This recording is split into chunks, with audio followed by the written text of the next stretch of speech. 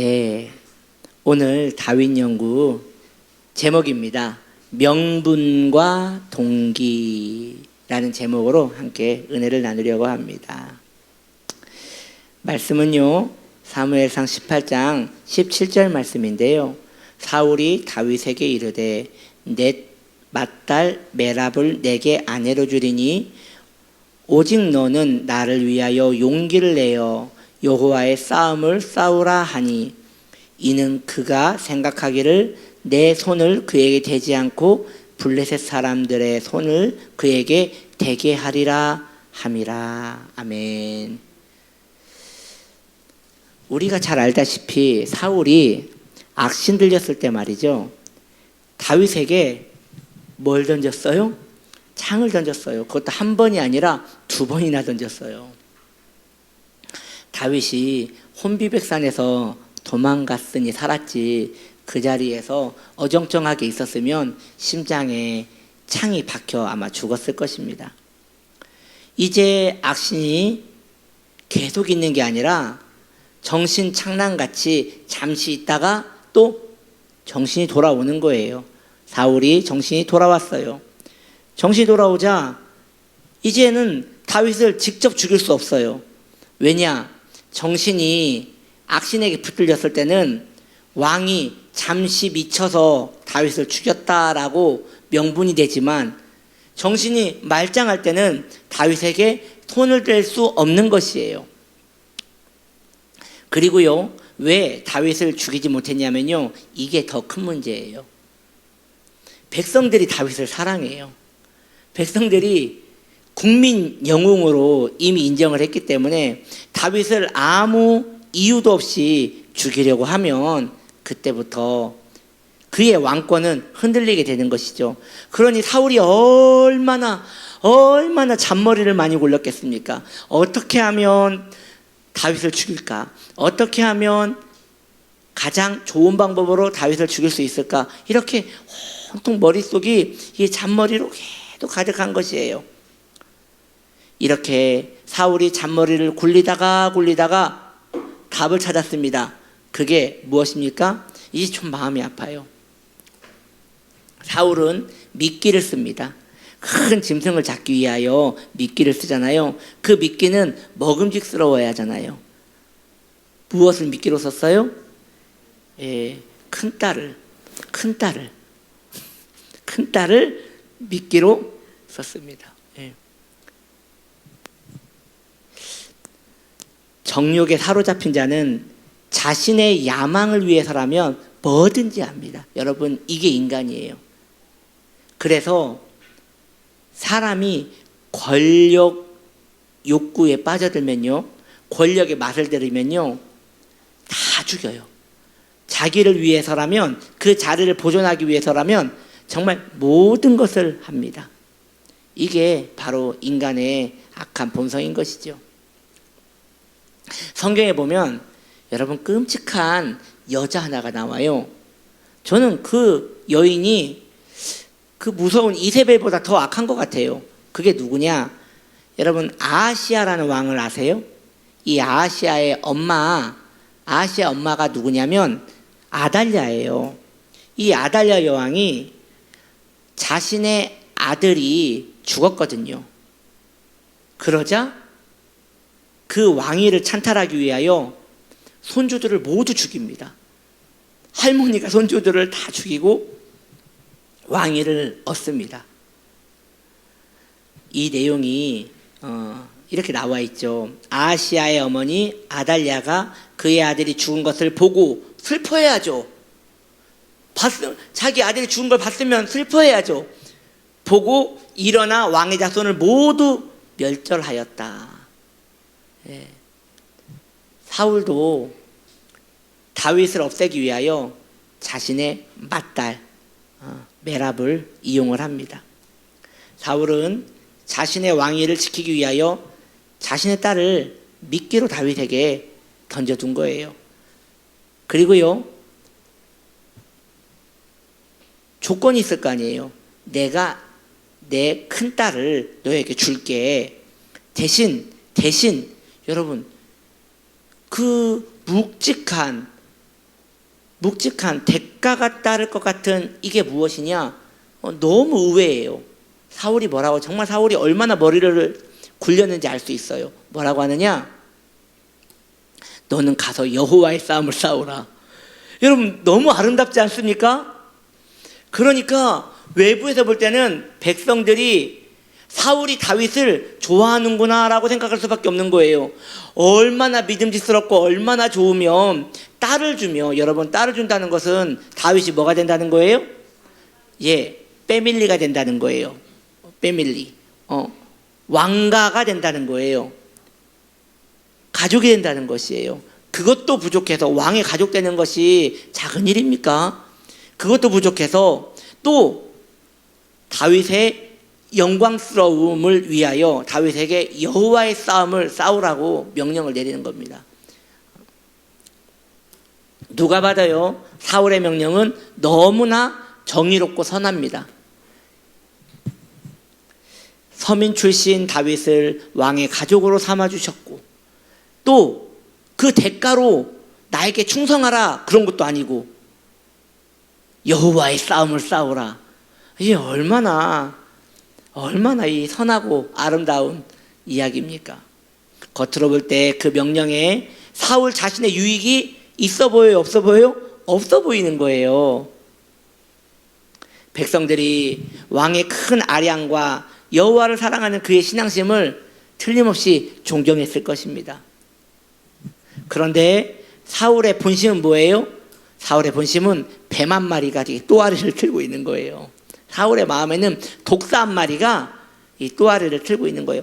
다윗을 물어 죽이고 싶은 이 독사가 또아리를 탁 틀고 있는 거예요.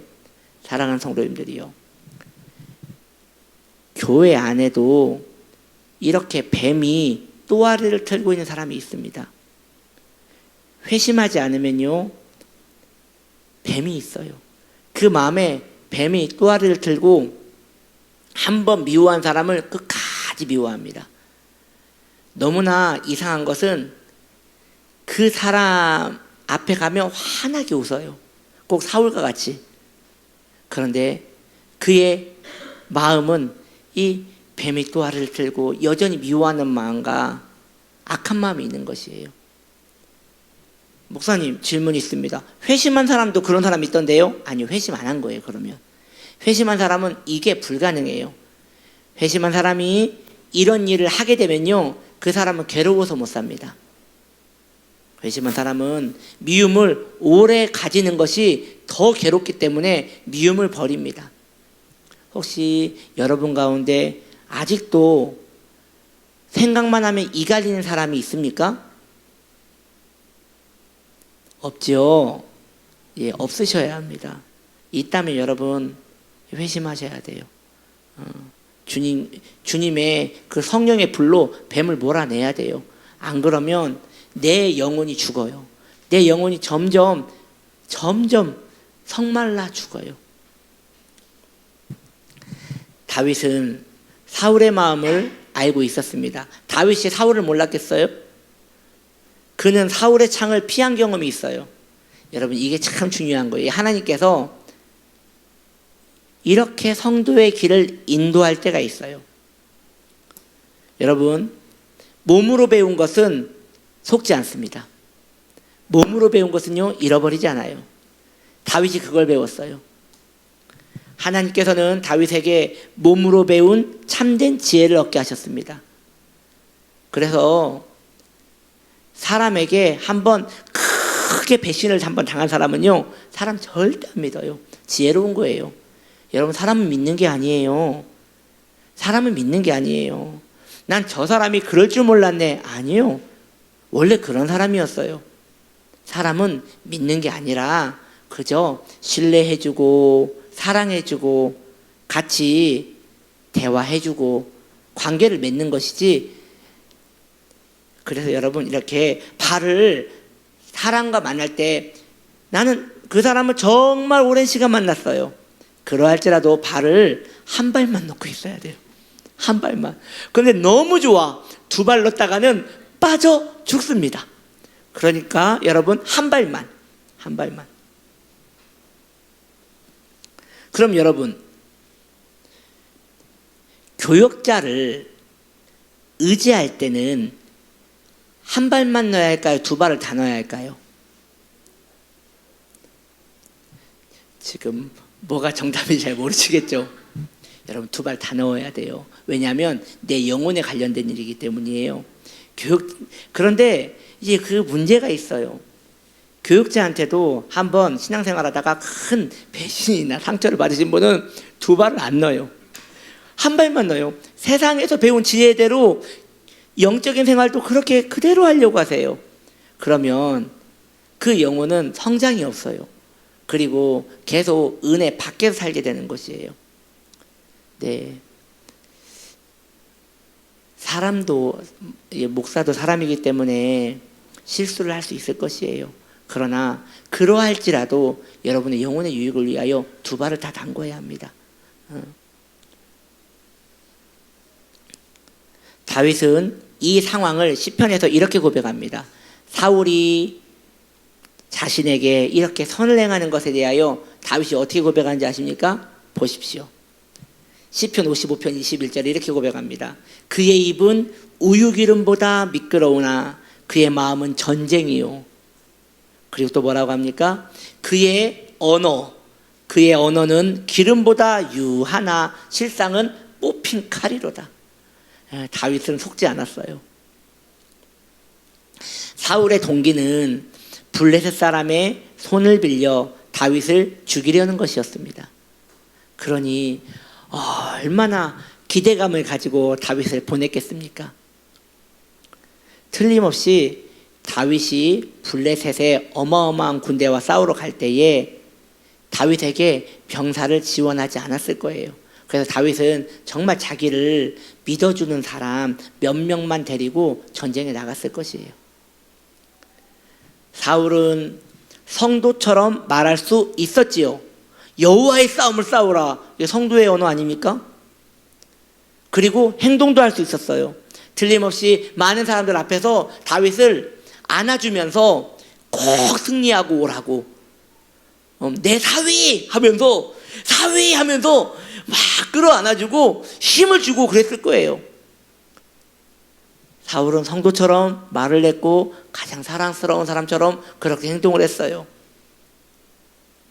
성도의 명분을 가지고 살 수 있었어요. 하나님의 영광을 위하여 산다고 고백도 할 수 있었어요. 여러분, 다 할 수 있습니다.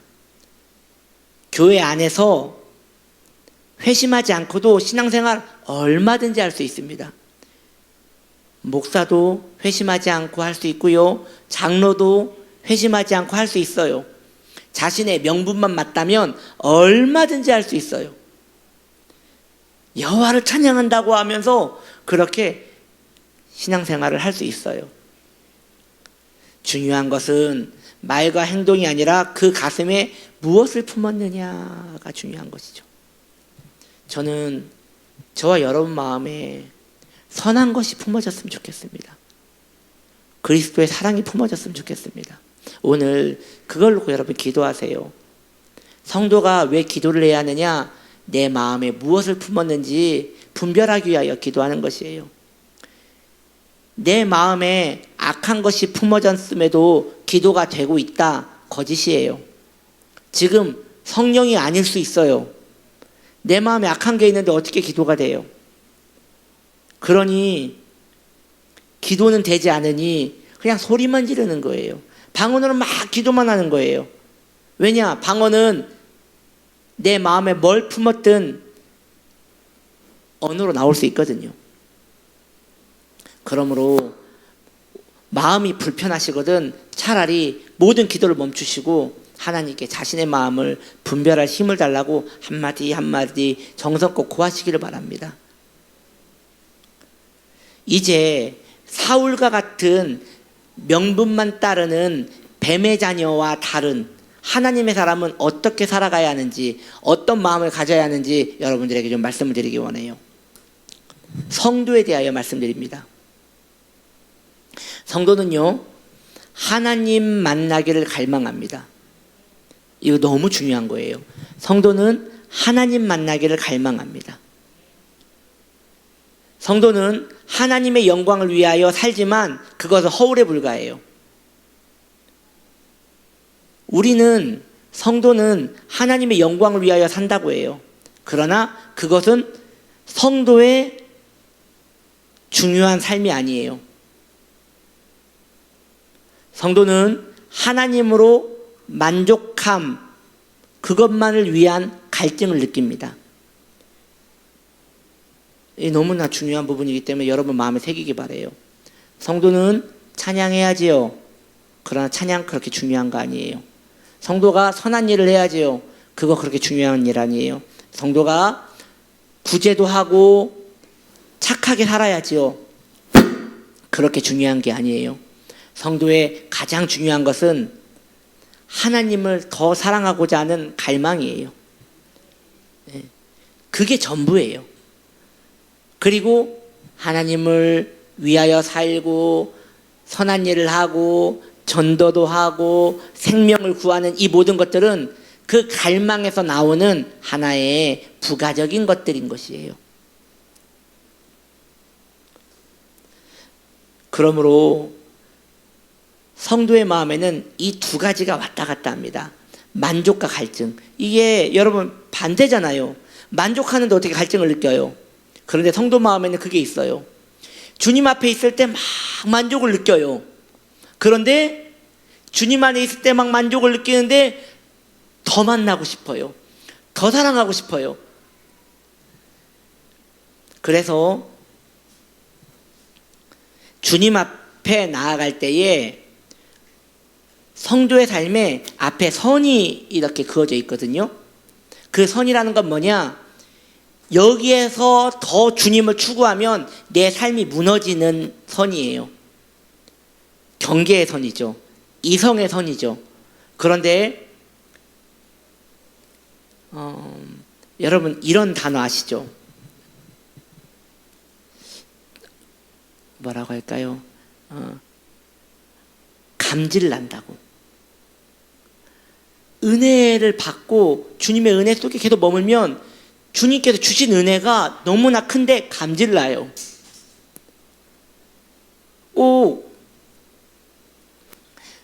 이 꿀물을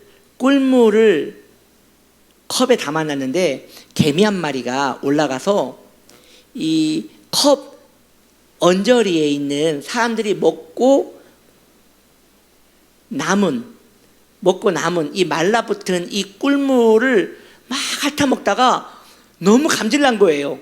그럼 어떻게 할까요? 그 들어가면 죽잖아요. 그게 선이라고요.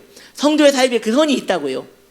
그래서 더 들어가면 위험한데 더 들어가면 이제 미쳤다고 할 수도 있는데 고민하기 시작하는 거예요. 전 여러분들에게 축복하기 원합니다. 뛰어드세요. 그냥 뛰어드세요. 그냥 죽으면 죽으리라 하고 그냥 뛰어드세요. 감질 나면. 언제나 문제는 왜 생기는 거냐? 감질 나지도 않는데 뛰어들기 때문에 문제가 되는 거예요. 누군가가 하니까 뛰어드니까 문제가 되는 거예요. 그래서 저는 여러분들이 영혼의 그 감질을 느끼기 원해요. 그래서 만족스러워요. 주님이 만족스러워요. 그런데 갈증이 나요. 그래서 여러분 은혜의 특징입니다. 은혜가 만족만스럽다면 그것은 어쩌면 가짜입니다. 은혜는요 만족과 함께 뭐가 있어요? 갈증이 있어요. 그래서 여러분 기도할 때 기도 잘 된 날 있죠? 그때 오늘 기도 잘 된다, 만족스럽다, 끝. 그렇게 끝내고 싶어요? 아니죠. 기도 잘 될 때 거기에 더 몰입되고 싶죠? 같은 거예요. 주님이 너무 사랑스러워요. 주님의 사랑이 너무 느껴져요. 그런데 만족스럽죠? 그 만족으로 끝나요? 그렇지 않아요. 그 사랑이 어떻게 하면 더 나아갈 수 있을까? 그래서 이 화려한 빛을 보고 불 속에 뛰어드는 불나방 같이 성도는 주님의 사랑에 더 뛰어드는 것이죠. 이런 아름다운 신앙생활이 우리의 인생에 한 번쯤 있었으면 좋겠답니다. 그냥 다 뛰어들어서 에라 모르겠다 개미가 꿀에 뛰어드는 거예요. 뛰어드는 거예요. 이렇게 그냥 실컷 먹고 죽어보자고. 그래서 제가 저랑 같이 이렇게 그 목회자 신규 교육을 같이 받았던 그 목사님의 고백인데, 그 목사님이 어느 날 성전에서 앉아가지고 하나님의 사랑을 좀 느껴보고 싶습니다. 저는 하나님이 사랑이라는 건 아는데 그 사랑을 실제적으로 느껴본 적이 없습니다. 그러는데 그날 주님께 특별한 은혜를 주셨대요. 그래서 내가 너에게 나의 사랑을 느낄 수 있도록 도와주겠다라고 해가지고 주님 준비되었습니다 라고 했는데, 갑자기 이 가슴이 처음에는 조금씩 이 행복감이 몰려오더래요. 그러더니 그 사랑이 너무너무너무 커서 숨이 안 쉬어지더래요. 그 사랑이 너무 커가지고 벅차가지고. 그래서 주님 그만이요, 주님 내가 이러다가 죽겠습니다. 그랬더니 주님의 자상한 목소리가 들려오더랍니다. 시작도 안 했다. 네, 주님은 우리에게 늘 갈증을 느끼십니다. 그런데 우리만 선을 딱 지키고 주님 신사적으로 하시죠. 그렇게 신앙생활을 하는 것이에요. 주님께 온 마음과 뜻과 정성을 다하여서 그분을 사랑하는 것이 신앙생활인 것입니다.